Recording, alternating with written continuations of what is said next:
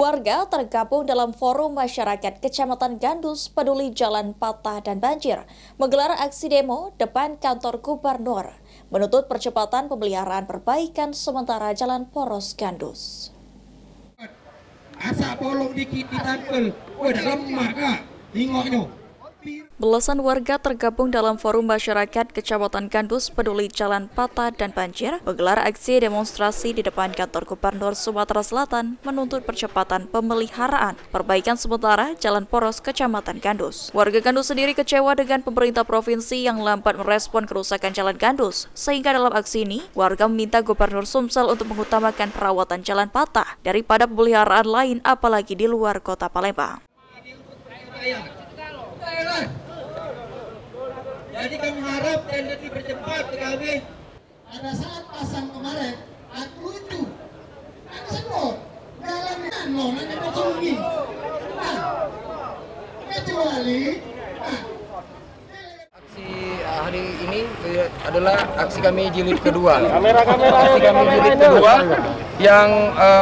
yang meminta bahwasanya janji yang akan dipelihara perawatan jalan tersebut, sehingga sampai hari ini terlalu banyak korban hingga kami turun kembali.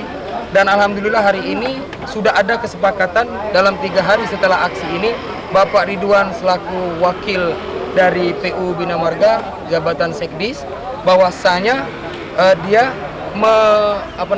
membackup untuk dan berjanji membackup atas pemeliharaan jalan tersebut dalam 3 hari. Atas keluhan warga Gandus tersebut, pemerintah Provinsi Sumatera Selatan melalui Dinas PU BMTR Sumatera Selatan memastikan jika saat ini perbaikan jalan Gandus sudah dalam proses tender. Diperkirakan perbaikan akan dimulai 10 hari ke depan setelah dilakukan proses tender.